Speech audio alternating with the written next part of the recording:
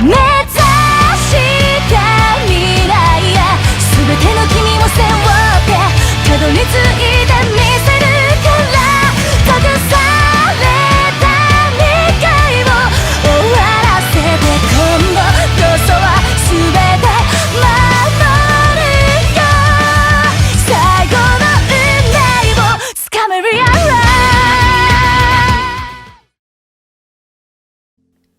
Hey guys, if you haven't already, give the video a like, subscribe to my channel. This is a what if series and I'll be doing more down the road. Plus Ultra! Hey guys, and welcome to What If Tanjiro and Nezuko Were Both Demons. Now, this story is going to be different, very different, of course, and I'm going to get into everything so it shouldn't come as a surprise if some said things happen. It's going to be a fun ride and everything, but Tanjiro and Nezuko are not going to be like the normal, typical demons that you see in Demon Slayer, where they're afraid of sunlight and all that kind of stuff, but I'm not going to spoil any more information. Let's just get into the story and enjoy it. Alright, so we're going to start with Tanjiro in the village. He sells all his coal. He stops the lady from beating on the man when he smells the plate and says it was a cat. He helps out a bunch of villagers with their doors and all that other good stuff. This is where Tanjiro tells Mr. Saburo once it gets nighttime and it's dark, he tells Mr. Saburo that I'm going to go up and protect my family because if these said demons are out, I really want to protect them. But Saburo really protests Tanjiro to stay. Please stay. Do not go out in the night. But Tanjiro denies and he just runs up the mountain telling him that he's sorry, but he has to go to his family because it got late and he wanted to make sure they're safe. And then Mr. Saburo, he would clench his fists, but he would just breathe out a sigh and just close his doors. Now, this is where Tanjiro would start to smell blood, but when he started to run up the mountain and hearing screaming and everything, he would get knocked unconscious. And this is where the figure would walk up to him, known as Muzan Kibutsuji. Now, he would basically put his blood, basically ingest his blood into Tanjiro and Nezuko, hoping that they somehow can conquer the sun. And if so, he can just eat them, and then he would be at his most notable. He can control everything. So, with that, Tanjiro and Nezuko would wake up, but they remember everything that happened. They remember being attacked by this mysterious guy, and they don't forget their memories. They don't forget their past and everything. They see their family, and they cry hard. They bury their family, and they shed tears together. Nezuko and Tanjiro notice that they're different, very different, and this is where Giyu Tomiyoko would come up. Now, of course, about Tanjiro's and Nezuko's appearance. As you can see, Nezuko has a flower-like pattern growing on the side of her face and basically her chest. More like, say, for example, her chin. Okay, so basically you see how Tanjiro's pattern is. It's going to be mostly like that. They're going to be like flame kids and everything, since both they're from the Komodo family, so it's most likely not going to be like a flower type, but it can be if you visualize that. But most likely, I think best it would be like a flame type demon slayer mark that would appear on them. Nezuko's can be different. It can be flower or flame type, but it's still, she's going to use the Hino Kamikagure either way. But anyway, I digress. So, after that, Giyu Tomiyoko would come up to see that they're burying their family members. They're crying with sympathy, and he asks them questions. Are you two demons? They say yes, and he tells them that he needs to kill them to basically get rid of all demons in the world. And this is where Tanjiro and Nezuko will plead to him that they won't hurt a human, they won't eat another human, they won't do anything of the sort because they want to get revenge for their family. They want to basically get the guy who was responsible for this and make him pay, make him see justice. Really, that's all they want. And Giyu sees this in them. He squints his eyes, but basically just closes them for a minute to think. And he looks at Tanjiro and Nezuko again. And then he tells them to basically go to Mount Sakuri.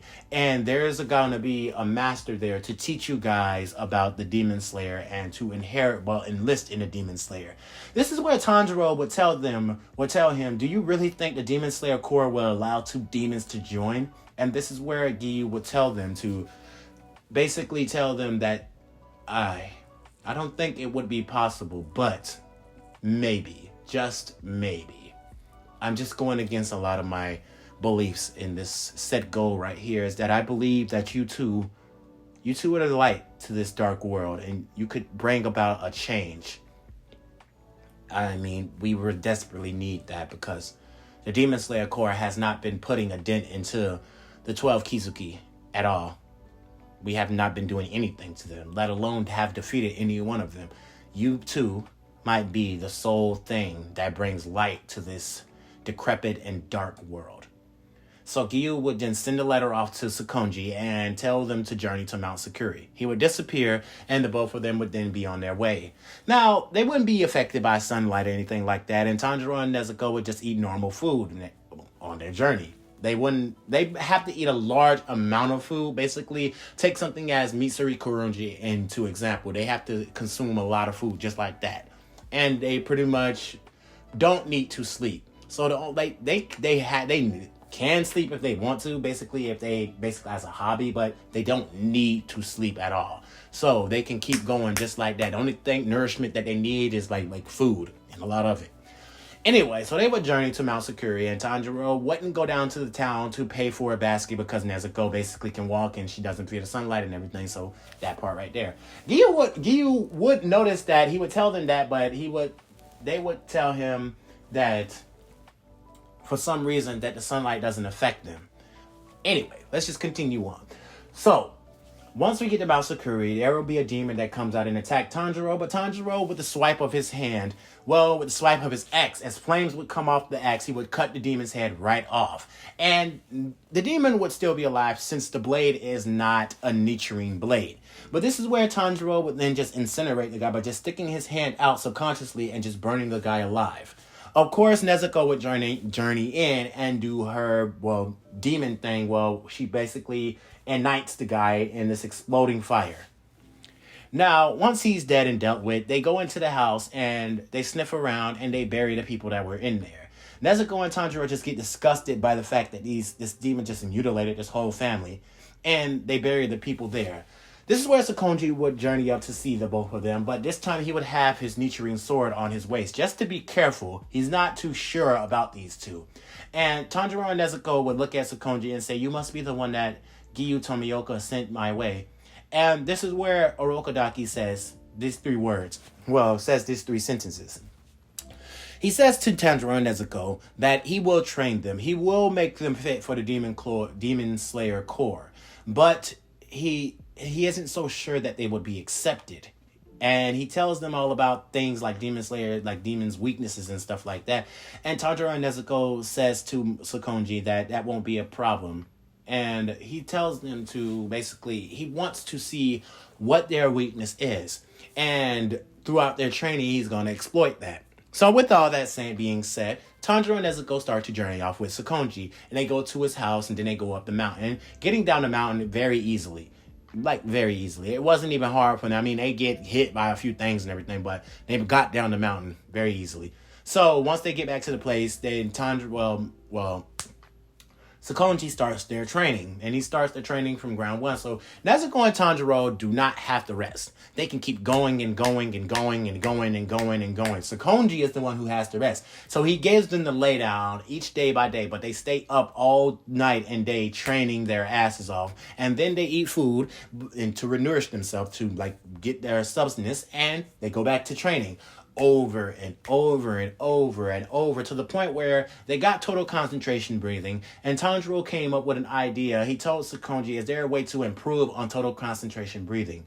And Sakonji would tell him there's a way to do total concentration consciousness, where you're doing it while you're sleeping, while you're breathing. Basically, you're doing it 24/7. Tanjiro and Nezuko start to learn that. It was difficult, but since they didn't need to rest or do anything else, it was like they was doing it more and more and more and more. And the more they did it, the more they got used to it, the more they had a candle to it, the more they got basically into the whole thing. So basically they mastered total concentration breathing and total concentration constant.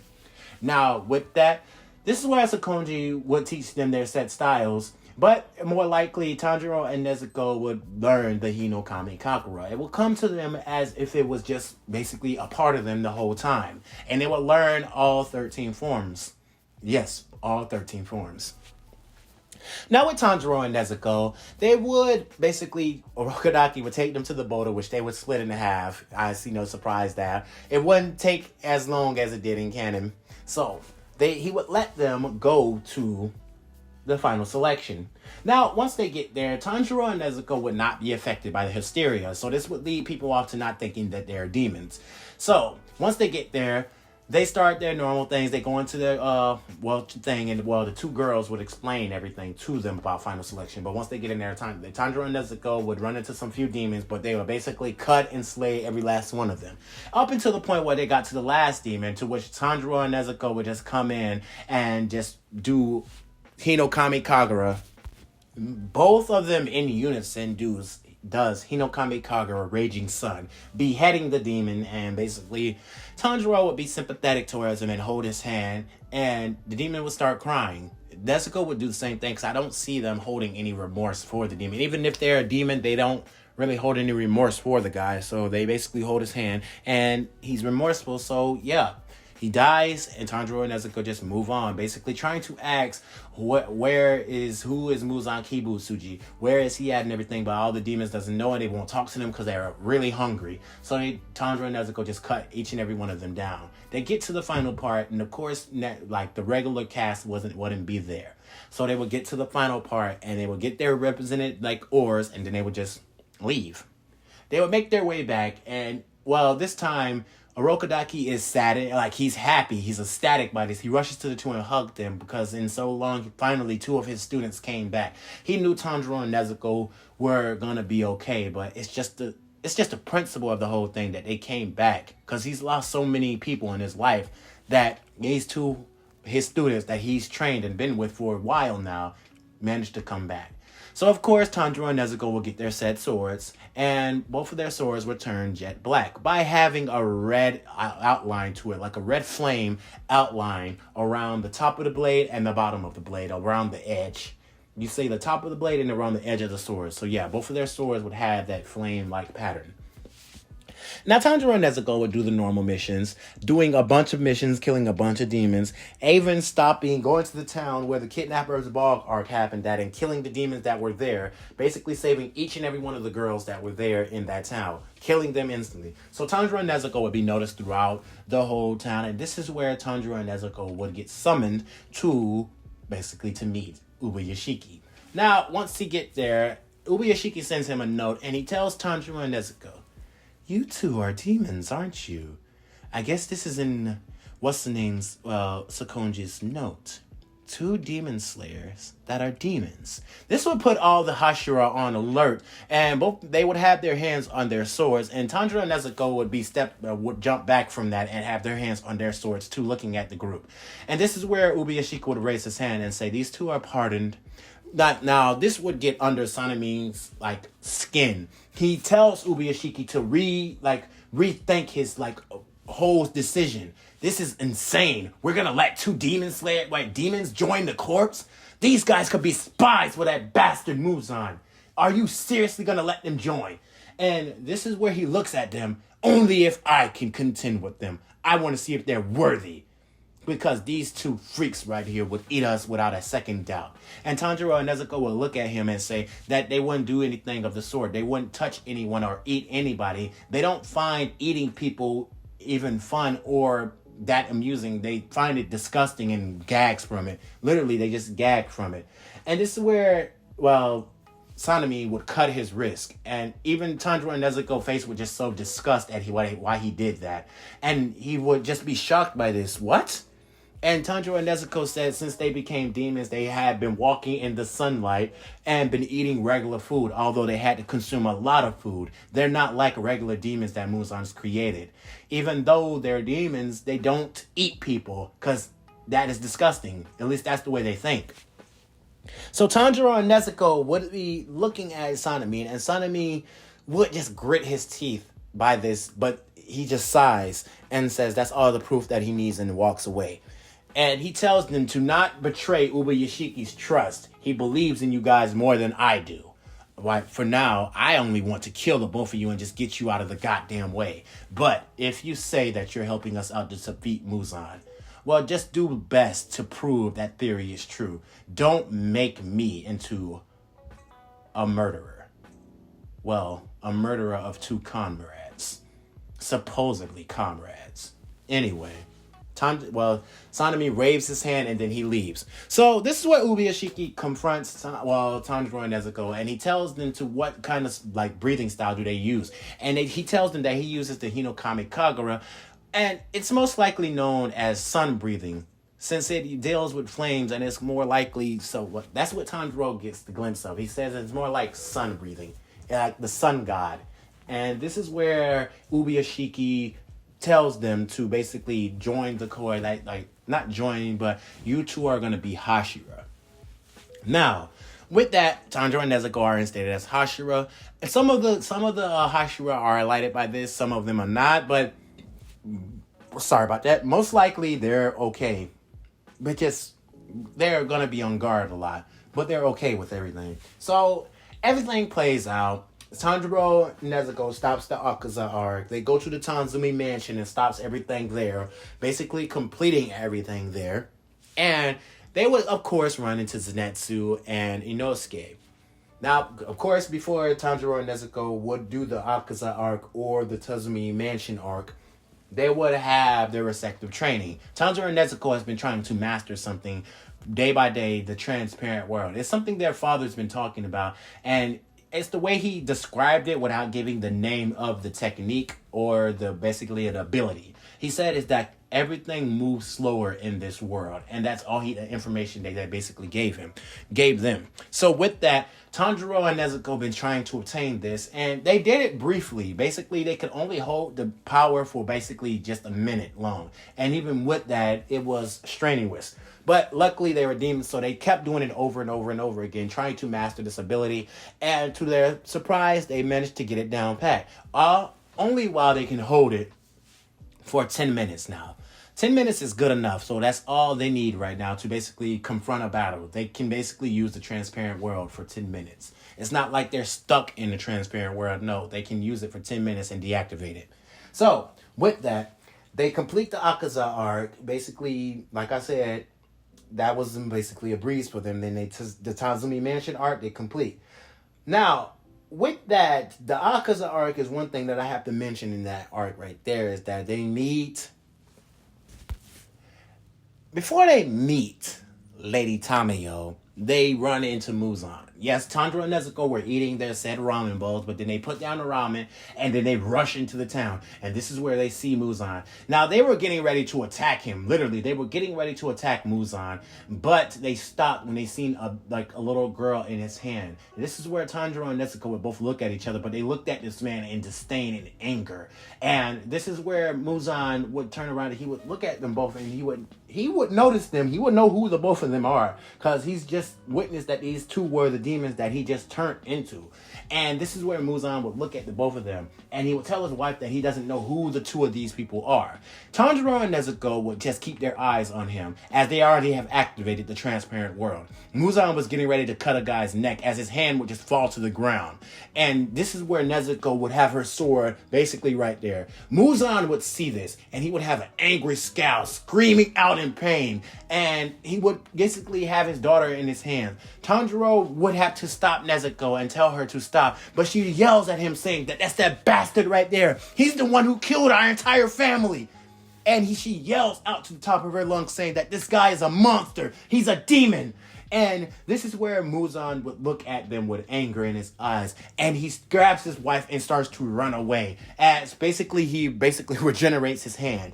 And he tells, while hiding his hand, he tells his wife and daughter to go, basically creating a huge commotion to get away from Tanjiro and Nezuko. But Nezuko basically kicks Tanjiro off of her, and she slashes Muzan across the back. She really wants to kill him. She is angered by this, but Tanjiro grabs Nezuko and tells her to stop that. If this battle goes out, a lot of people in this town could die. And Muzan just explodes in anger and attacks both of them. He doesn't want to stop anyway, so he attacks both of them and then pushes them back, getting them off him, killing dozens of people too.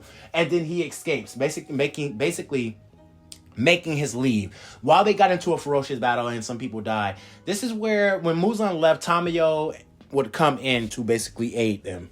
Now, Tamayo and Yushiro would come in to aid them, and they would take them back to where they respective at. Well, basically a respective mansion with secluded, tags. Now, like everything else, that would be completed.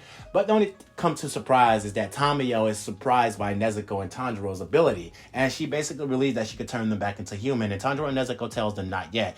The power that they have right now could be a good, overwhelming backstab to Muzan. Basically, two demons that are not on any, like, not connected to him at all, and we can defeat him. Tanjiro would then give, Tamayo some of him and Nezuko's blood, basically cutting themselves and basically giving them her blood so she can study. But with that, now we move on to the next arc. Now, the Mountain of Natagumo arc would be basically the same, but it would be a breeze for them. Not only is Tanjiro and Nezuko there, but Zenitsu and Inosuke is there too, and they are motivating Zenitsu to come and join them, to not stand out here by himself because he doesn't know what could happen. So while they're joining into the forest, they get attacked by the father, and Tanjiro and Nezuko basically make quick work of him, easily. Now, the spider-like dude, they managed to basically cut him up, like literally. Nezuko jumped at him and cut his head directly off. Zenitsu was not going to do anything because he didn't get knocked out like he did in canon, so of course he's not going to revert to his sleepy side. Now, with all that, they would run into Rui. Now, Rui would be on the back foot, as if Tanjiro, when he did use Hinokami Kagura, you showed the speed and everything, he managed to cut Rui's strings. Now, Rui would be heavily on the back foot fighting against Tanjiro. Now, hold on. Sorry about that. With Tanjiro and Nezuko using Burning Bone Summer Sun, they would annihilate every string that he was throwing at them and then cut off Rui's head easily, so Giyu wouldn't come in as normal. But that whole situation with Shinobu and Giyu having to fight and everything, that whole situation would play out as normal because Tanjiro and Nezuko are known as Hashira. And, well, basically, Zenitsu and, what's the name? Damn, I keep forgetting their names. That's so frustrating. But Zenitsu and Inosuke were their, students. They were training them. Even though they were same age and all that kind of shit. But they were training them, basically, because Tanjiro and Nezuko just shot up the ranks easily. Anyway, so basically, now we're going to skip forward to now. We're not doing the whole rehabilitation training arc. That's going to be meant for Zenitsu and Inosuke. They're going to stay behind and train. So sadly, they're not going to be a part of the Mugen Train arc. But they're going to be a part of the Entertainment District arc. So, with that, we now get to the Mugen Train arc, and Tanjiro and Nezuko are basically on the train sleeping and all that, while basically with their, not sleeping, but with their eyes closed, and this is where, Rengoku would fall asleep. Now, Tanjiro and Nezuko are just basically with their eyes closed, but they see the kid getting close to them, and they notice that this guy with this punch card, is something about this. Tanjiro and Nezuko starts to use their senses and feel that this train is basically something's wrong with this train. Something's wrong with the people in this train. And this is where Tanjiro and Nezuko would then just get up. The guy would be surprised to just say, "Give me your punch card." And Tanjiro would just hit the guy on the back of the neck, knocking him out cold. And this is where Tanjiro would notice that this guy was basically trying to put them to sleep. This is an ambush. Now, this is where Tanjiro would jump out the train, basically through the ceiling, and he would find Enmu. Now, he would rush at Enmu literally fast, lightning speed, and cut Enmu's head directly off. Now, Enmu would reveal the disgusting fact that he did in canon, that his body is infused with the train. And Tanjiro said that, "No need. I have my sister on the train trying to find your real body." I knew something was wrong with the train from the get-go. So with this, I have found where the nape of your neck is. And Nezuko is right there, and she does a clear blue sky, cutting basically Enmu's nape of his neck. And then basically he starts to disintegrate. He starts to reluctant as the train comes to a crash, and Rengoku wakes up, saving everyone on the train and getting them to safety. So Rengoku notes that Tanjiro and Nezuko basically saved his life, well, because he fell asleep and he didn't know that everything was playing off like this and can't like he did. So he apologized for it and said that he need to be more stern next time and basically stay awake. But Tanjiro and Nezuko tells him not to feel too bad.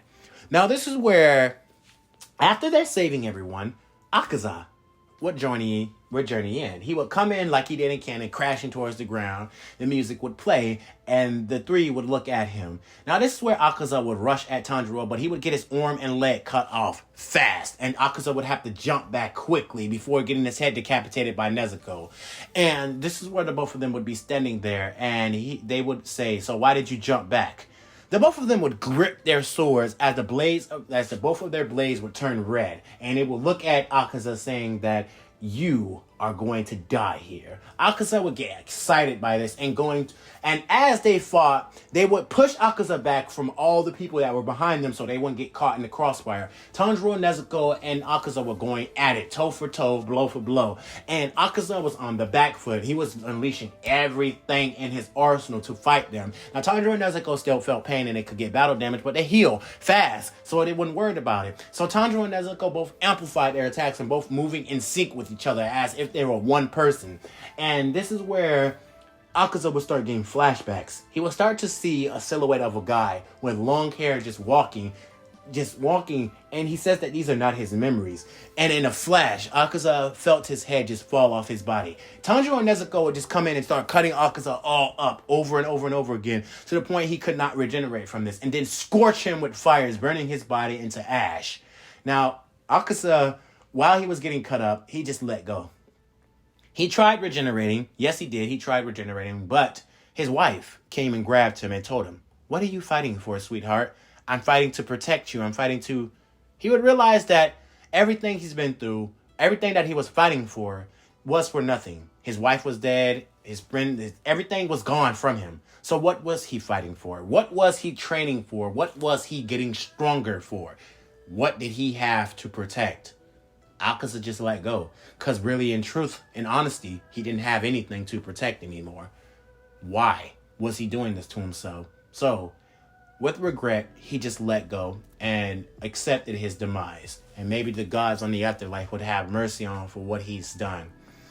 So, with that, now we're going to journey to the Entertainment District arc. Now, this is going to be with Tanjiro, Tengen Uzui, Nezuko, what's the name of Inosuke, and Zenitsu. So, with all of them going, you got 3 Hashira going on one mission. I think it was just best to just keep them 3, but we're not going to exclude Inosuke and Zenitsu out of this one since they weren't in the Mugen Train arc. So, all of them would journey to the Entertainment District and everything would play out just as normal with them dressing up as girls and all that kind of stuff until they ran into Daki. Now, Daki wouldn't be much of a problem at all, really at all, because Tanjiro and Nezuko would make quick work of her. Actually, Tanjiro, when he first encountered Daki, would literally cut off her head. Now, with that being said, you can even go back as far as to say when Zenitsu grabbed Daki's wrist, the grab and the amount of strain that he put on her wrist, when she tried to basically hit him with her flap, Zenitsu would dodge that and kick her directly out of the building, with the plan being executed perfectly because Tanjiro was right there and literally beheaded her easily. Now, Daki would wonder how this is possible. Now, she would summon each and every one of her belts. Now, of course, Tengen would find out, find out where his wives are at and get them and save them. Now, of course, Daki, she would be mad by this. How has this happened? How was I beheaded?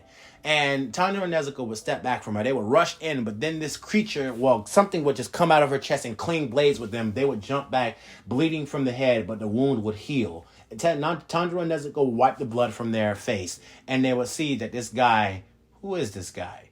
And he tells them that he's Gyutaro. Now, Gyutaro and the rest of the co-team, with Tengen journeying up, and Inosuke basically with Zenitsu down, they're telling him to journey up. So Inosuke, Zenitsu, and Tengen would join the battle with Tanjiro and Nezuko. And let me tell you this, I shouldn't even have to tell you this, that this battle right here is one-sided. Tanjiro and Nezuko with Uzui, Zenitsu, and Inosuke there. These two demons, basically, Gyutaro and Daki, are having a hard time, more of a hard time than they were in canon, because they weren't struggling as much as in canon like they were now. So they're struggling indefinitely, and Gyutaro is thinking about taking Daki to run away, but they cannot get away with Tengen cutting them off and Tanjiro and Nezuko right behind them in unison, cutting off both of their heads. They really couldn't do anything to them. With Tanjiro and Nezuko there, with the transparent world, slowing down time and stuff like that, it wasn't too much that they could do. Now, with that being said, everything would play out normal, so they wouldn't suffer as much casualties as they did in canon. So that whole town wouldn't be destroyed, the Entertainment District wouldn't be destroyed, but they have a problem to worry about. Tanjiro then basically grabs the dead body, well, basically the headless body of Gyutaro, and throws it as hard as he can using each and every one of his strength. And as he threw it, this red energy will start to flow around Gyutaro, basically these blood curl like circles, and then it would explode. And basically Tanjiro said that if that was in this city, everything would have just been gone. So basically Tanjiro and Nezuko, well, with Tengen and Inosuke and Zenitsu, they saved the entertainment district from pure destruction. I wish that could be said for in canon. Anyway, so that's the full story to this arc. I'm not going to go into the Swordsmith arc or anything like that. I'm going to leave it here. But if you guys want that, I might do it in the future, but don't get your hopes up. Anyway, without any further ado, you guys have a good day, a good night, and plus ultra. Good night, guys. 君の虜になってしまう